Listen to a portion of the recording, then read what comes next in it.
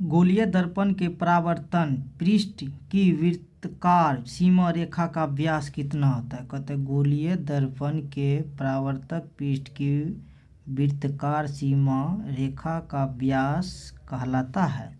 क्या कहलाता है गोलीय दर्पण का। गोलीय दर्पण कैसा होता है, देखिए गोलीय दर्पण ऐसा होता है, जो खोखला भाग होता है, खोखला भाग होता है गोलीय दर्पण का। अगर कह देगा गोलीय दर्पण कितने प्रकार का होता है, तो गोलीय दर्पण 2 प्रकार का होता है। कौन कौन, अवतल दर्पण, एगो होता है उत्तल दर्पण।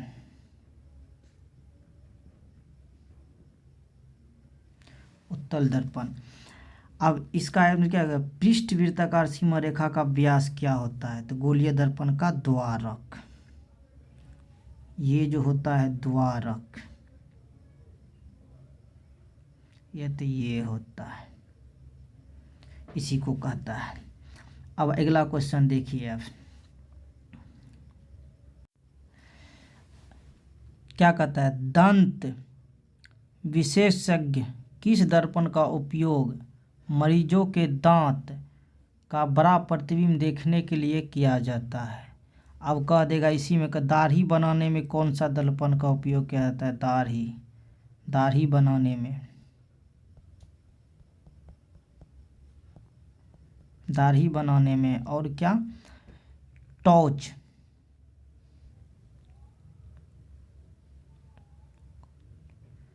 टॉर्च, और देखिए नाक कान, डॉक्टर की कोई भी चीज में दर्पण का उपयोग किया जाता है, वही दांत के में बोला है तो क्या होगा, अवतल दर्पण हो जाएगा। कौन हो जाएगा, अवतल दर्पण हो जाएगा। नाक कान ये सब जितना दर्पण का उपयोग किया जाता है अवतल दर्पण में किया जाता है। इससे एक क्वेश्चन तो फिक्स है, एक क्वेश्चन फिक्स है।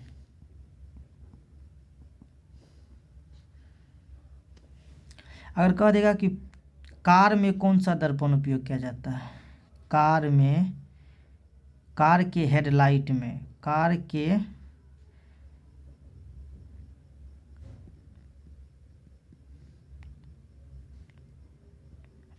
के हेडलाइट में भी अवतलीय दर्पण का उपयोग किया जाता है।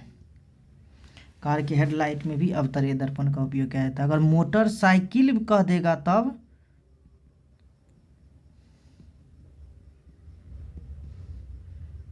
मोटरसाइकिल कह देगा तब उत्तल दर्पण।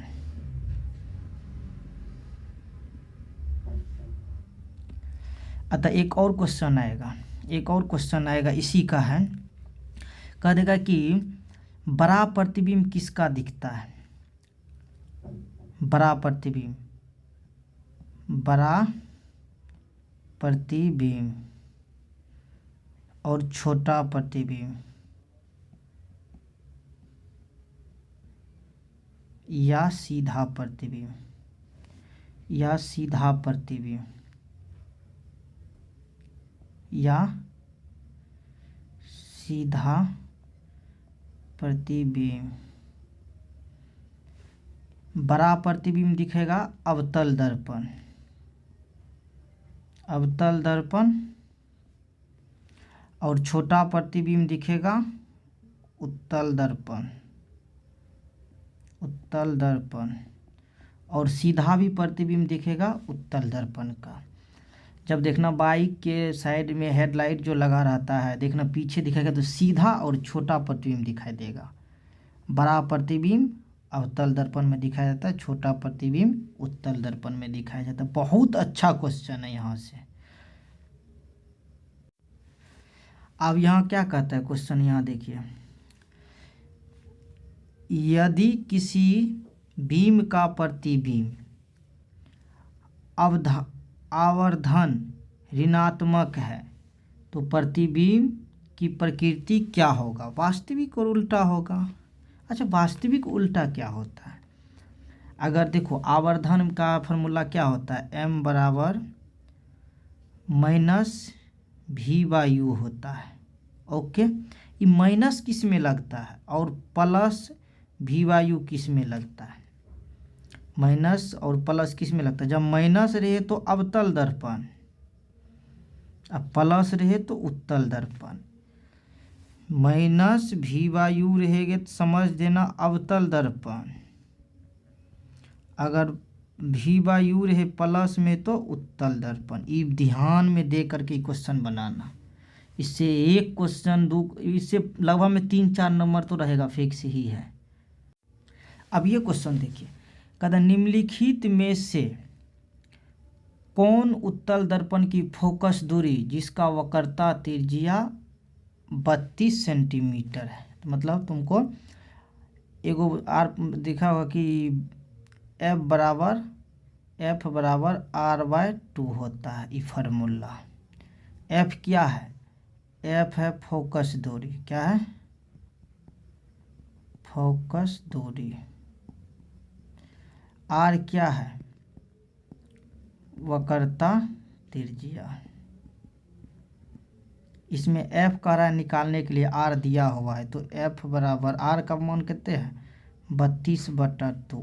तो मतलब काट देगा तो क्या हो जाएगा? 16 हो जाएगा। 16 क्या है? प्लस में आएगा तो सी नंबर ऑप्शन आएगा। इससे भी क्वेश्चन रहता है, हम बोले ना, इससे 3 से 4 नंबर आपको 100% आएगा। ये जो हम क्वेश्चन बचा है इससे 1 नंबर फिक्स है। 1 नंबर फिक्स है। फिक्स है 1 नंबर। 1 नंबर क्या है? फिक्स है। इससे 1 नंबर तो फिक्स है। अब हम ये क्वेश्चन बता रहे, देखिए। कहता है कि परावर्तन के नियम से संबंधित क्या है? एक क्वेश्चन बताइए। परावर्तन के नियम 2 होता है। ये जना एक, मान लीजिए दर्पण, आपतित किरण, परावर्तित किरण, आपतन बिंदु का मान तीनों एक ही तल में होता है। क्या कहते हैं? परावर्तन नियम का प्रथम नियम। ये जो बीच में डॉट डॉट हो गया, ये क्या होगा? आपतन कोण आई। आपतन कोण और परावर्तन कोण का मान, आपतन कोण परावर्तन कोण का मान समान होता है। इसी को कहता है आपतन कोण। आपतन कोण, इसको कहता है परावर्तन कोण। इसको क्या कहता है? इसको आपतित किरण, आपतित किरण। इसको कहता है परावर्तित किरण, परावर्तित किरण। इसको क्या कहता है? आपतन कोण, आपतन बिंदु, आपतन बिंदु। इससे एक क्वेश्चन फिक्स है। अब बताइए क्या कहता है? आपतन कोण और परावर्तन कोण का मान समान होता है। आपतन कोण और परावर्तन कोण का मान समान होता है, प्रकाश के परावर्तन का द्वितीय नियम है। तो ए आंसर हो जाएगा। क्या है? साइन आई या आई बराबर आर, ऐसे भी रहेगा कभी कभी। साइन आई बराबर साइन आर, अगर ऐसे भी रहेगा तो वही आंसर होगा। जो भी आंसर आ जाए तो वही आंसर मानो, मगर एक ऑप्शन या ऑप्शन के अनुसार से एक सही है। क्वेश्चन पूछिए, हवा या निर्वात में प्रकाश की चाल क्या होता है? प्रकाश का क्या होता है? 3 × 10⁸ मीटर प्रति सेकेंड। ये नंबर ऑप्शन होगा। अब इसमें देखिए, प्रकाश किस तरंग का उदाहरण है? का यहाँ छूट गया। प्रकाश किस तरंग का उदाहरण है? क्या है? विद्युत चुम्बकीय तरंग का। किसका होता है? विद्युत चुम्बकीय तरंग का। क्वेश्चन पढ़िए, प्रकाश के परावर्तन के कितने नियम? अभी हम आपको बताए थे। ये है आपतित किरण, परावर्तित किरण और आपतन बिंदु पर डाला गया विलंब तीनों एक ही तल में होता है। बीच में रहता है क्या? आपतन कोण और परावर्तन कोण का मान समान। दोनों प्रकाश के परावर्तन के नियम के दोनों बता दिए। आपतित किरण, परावर्तित किरण, आपतन बिंदु का मान तीनों एक ही तल में होता है। I/R, एगो ई हो गया, दोनों नियम हो गया। कितना? 2 नियम होता है। अभी आपको बताए थे बड़ा प्रतिबिंब किसका होता है और छोटा प्रतिबिंब किसका होता है। छोटा प्रतिबिंब, छोटा प्रतिबिंब उत्तल का होता है, उत्तल दर्पण। यहाँ बड़ा पूछ रहा है तो बड़ा हो जाएगा अवतल दर्पण। समझ गए, दोनों क्वेश्चन आपको आ गया। यहाँ पे कह देगा गोलीय दर्पण में फोकसांतर एवं वक्रता त्रिज्या के बीच का संबंध क्या है। तो हम आपको बताए थे F बराबर R/2। गोलीय दर्पण में फोकसांतर और फोकस लिखल है या वक्रता त्रिज्या, मतलब F और R में क्या अंतर है। तो F बराबर R/2, F बराबर R/2 आंसर आ गया सी नंबर। बस यही क्वेश्चन है। अगर यही क्वेश्चन देगा कि गोलीय दर्पण में फोकस कितना है -20 सेंटीमीटर, कह देगा कौन सा दर्पण है, तो माइनस आ गया तो अवतल दर्पण, अगर प्लस अगर वह कह देगा 20 सेंटीमीटर तो उत्तल दर्पण। ऐसा भी क्वेश्चन आता है, ये भी ध्यान में रखिएगा। अभी हम आपको बताए थे light, search light, search light, दाढ़ी बनाना, दाढ़ी बनाना, कारों में हेडलाइट, या लाइटो अगर पूछ देगा ना लाइट, ये टॉर्च भी पूछ देगा ना टॉर्च, टॉर्च भी पूछ देगा जी, सब में अवतल दर्पण का, अवतल दर्पण का उपयोग किया। अब कहते हैं सर्च लाइट का परावर्तक सतह क्या होगा, अवतल दर्पण। दाढ़ी बनाने में कौन सा दर्पण उपयुक्त होता है, आप बताइए कौन सा अवतल होता है, उत्तल दर्पण, उत्तल दर्पण। ये क्वेश्चन अभी हम आगे भी बताए और डेस्ट सेम क्वेश्चन नीचे आ गया। देखिए ये क्वेश्चन, दर्पण का सूत्र क्या होता है, दर्पण का सूत्र क्या होता है, 1/v + 1/u बराबर 1/f, ये होता है दर्पण का सूत्र। दर्पण का सूत्र, अगर लेंस का सूत्र पूछ देगा तब क्या होगा, लेंस का सूत्र, लेंस का सूत्र क्या होगा, F बराबर 1/p, pn होगा। डायऑप्टर, जिसका SI मात्रक डायऑप्टर होता है, इसका SI मात्रक डायऑप्टर होता है। तो अभी क्वेश्चन आएगा तो हम आपको बताएंगे, टेंशन नहीं लीजिए। तो लेंस का SI मात्रक डायऑप्टर, तो इसमें क्या आंसर होगा, दर्पण का सूत्र 1/v + 1/u। देखिए एक आंसर होगा, ये आंसर होगा, ये आंसर होगा, डी नंबर आंसर होगा। ध्यान से पढ़िए और बनाइए। अगर पूछ देगा कि फोकस और वक्रता त्रिज्या के बीच का अंतर, तो क्या हो जाएगा, F बराबर R/2। दो क्वेश्चन आया, दोनों क्वेश्चन का यहाँ से सॉल्यूशन हम कर दिए। किस दर्पण में केवल आभासी प्रतिबिंब बनता है, केवल आभासी प्रतिबिंब किसके बनता है, आभासी प्रतिबिंब। अच्छा, प्रतिबिंब कितने प्रकार का होता है, प्रतिबिंब कितने प्रकार का होता है, 2 प्रकार का होता है। कौन कौन, कौन कौन बताइएगा, वास्तविक प्रतिबिंब, वास्तविक प्रतिबिंब, एगो होता है काल्पनिक या आभासी प्रतिबिंब, काल्पनिक या आभासी प्रतिबिंब होता है। तो यहाँ क्या हो जाएगा, केवल आभासी प्रतिबिंब समतल भी बनाता है और उत्तल भी बनाता है। तो अगर समतल नहीं रहता तो उत्तल आंसर हो जाता, हो गया। ऐसे क्वेश्चन पूछता है। क्वेश्चन देखो, समतल दर्पण में प्रतिबिंब की प्रकृति क्या होता है, समतल दर्पण में क्या होता है, समतल दर्पण में प्रतिबिंब की प्रकृति क्या होता है। अभी बताए थे आभासी होता है, आभासी किस में होता है, न इसमें है, न इसमें है, न इसमें है, बस इसमें है आभासी, और बराबर मारो डी नंबर। गोलीय दर्पण की फोकस दूरी वक्रता त्रिज्या की क्या होती है, फोकस दूरी जो है ना वक्रता त्रिज्या की क्या होती है, आधी होती है।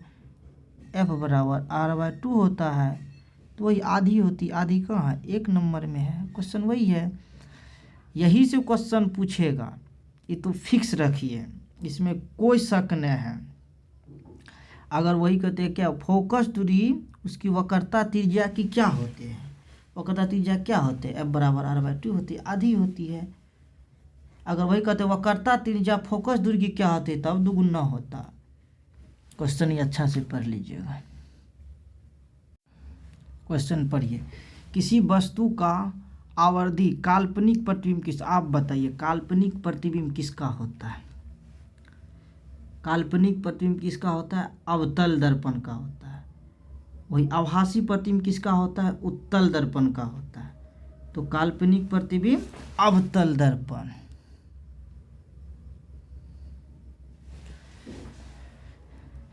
एक उत्तल दर्पण में बड़ा प्रतिबिंब हमेशा क्या होता है, क्या होता है वो, काल्पनिक और हासित होता है।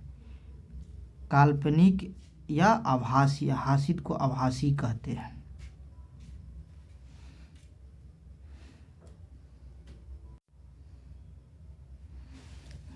ईंट क्या है या पत्थर क्या है, पत्थर क्या है, क्या है, अपारदर्शी, परभासी पदार्थ नहीं है, अपारदर्शी पदार्थ है, अपारदर्शी पदार्थ। ये क्वेश्चन बताइए, एक दर्पण, एक उत्तल दर्पण की फोकस दूरी इतना है सेंटीमीटर है, तो इसका वक्रता त्रिज्या क्या होगा। तो आपको बताए थे f बराबर r/2। इसमें f का मान कितना है, 20 सेंटीमीटर। r का मान कह रहा है निकालने के लिए, तो f इतना है तो क्या लिखेंगे, f का मान 20 लिखेंगे बराबर r/2। तो 20 दूनी 40, 40 बराबर r, क्या हो जाएगा डी नंबर। ऐसे क्वेश्चन निकलता है। यदि किसी वस्तु को एक दर्पण के सामने निकट रखने पर प्रतिबिंब सीधा किंतु दूर रखने पर उल्टा प्रतिबिंब बनता है, क्या कौन सा दर्पण है, ये अवतल दर्पण है, अवतल दर्पण है, अवतल दर्पण है। जो दाढ़ी बनाने में उपयोग किया जाता है, सर्च लाइट में किया जाता है, टॉर्च में किया जाता है, रोगी के कान नाक में किया जाता है, डॉक्टर जहनी आ गया, डॉक्टर में सब कुछ आ जाता है। डॉक्टर में भी अवतल दर्पण का उपयोग किया जाता है। जो छोटा जना दाढ़ी बनाने में क्यों इसका उपयोग किया जाता है, वो छोटा चीज़ रहता है उसको अवतल दर्पण बड़ा करते, इसलिए बड़ा चीज़ के लिए किसका उपयोग किया जाता है, अवतल दर्पण का। छोटा के लिए उत्तल दर्पण का उपयोग किया जाता है। ये क्वेश्चन अभी हम क्या बार बताए, क्वेश्चन क्या बार बताए, यदि किसी दर्पण के सामने आप चाहे कितनी दूरी पर खड़े हो, आपकी प्रतिबिंब सीधा ही बनता है। संभव क्या है, या उत्तल दर्पण या समतल दर्पण, उत्तल दर्पण या समतल दर्पण। दोनों है तो दोनों मारो, दोनों है या हो गया। अगर एक रहेगा तो डायरेक्ट तब उत्तल मारते हैं, एक रहता तो उत्तल मारते, अगर समतल नहीं रहता तो उत्तल मार के आगे बढ़ जाते। जब दोनों है तो दोनों मारो, कोनो एक देगा, अगर समतल देगा तो उत्तल नहीं देगा, उत्तल देगा अगर देगा तो तब दोनों देगा। ये बात ध्यान में देखकर। ये क्वेश्चन बहुत अच्छा है। क्या समतल दर्पण में बने प्रतिबिंब को पर्दे पर उतारा जा सकता है। कोई भी ऐसा प्रतिबिंब जो समतल में, वो पर्दा पर कभी भी उतारा नहीं जा सकता है, अस्थाई नहीं रख सकते, उसे क्या नहीं होगा, पर्दे पर नहीं उतारा जा सकता। ये क्वेश्चन बहुत भी आया है। अभी क्वेश्चन मुझे, प्रकाश की एक किरण किसी समतल दर्पण पर अगर 60 डिग्री का कोण बनाती है या बनाते हुए टकराती है तो उसका परावर्तक कोण क्या होगा। प्रकाश की एक किरण किसी समतल दर्पण पर 60 डिग्री का कोण बनाते हुए टकराती तो उसका परावर्तक कोण क्या। अभी को क्वेश्चन भी आपको बताए थे, ये देखिए इसका ना, ये जो है ना समतल दर्पण, ये इसका 60 डिग्री बनाता है, दोनों 30-30 का बनाएगा, तो परावर्तन कोण क्या होगा। तो एगो होगा 30 पूछ रहा है, अगर आपतन कोण और परावर्तन कोण पूछता दोनों तब 60 डिग्री हो जाता। एक पूछ रहा है, यह हुआ आपतन कोण और परावर्तन कोण, तो एक पूछ रहा है तो 30 होगा। ये क्वेश्चन हम आपको तभी भी बताए, ये क्वेश्चन नहीं बताए थे। ये क्वेश्चन तो अभी तक मैं कितना बार ने बता दिए। धारी बनाने के लिए कौन सा दर्पण का उपयोग किया जाता है? उत्तल दर्पण। सर्च लाइट में कौन सा दर्पण का उपयोग किया जाता है? अवतल, नहीं, धारी बनाने में अवतल दर्पण, और सर्च लाइट में भी अवतल दर्पण, और डॉक्टर के कान नाक में भी अवतल दर्पण, जना मोटरसाइकिल 2 चकिया में जितना भी होगा ना उसमें उत्तल दर्पण का उपयोग होगा, 4 चकिया में अवतल दर्पण का उपयोग होगा। ये क्वेश्चन अच्छा से सीख के बना लीजिएगा।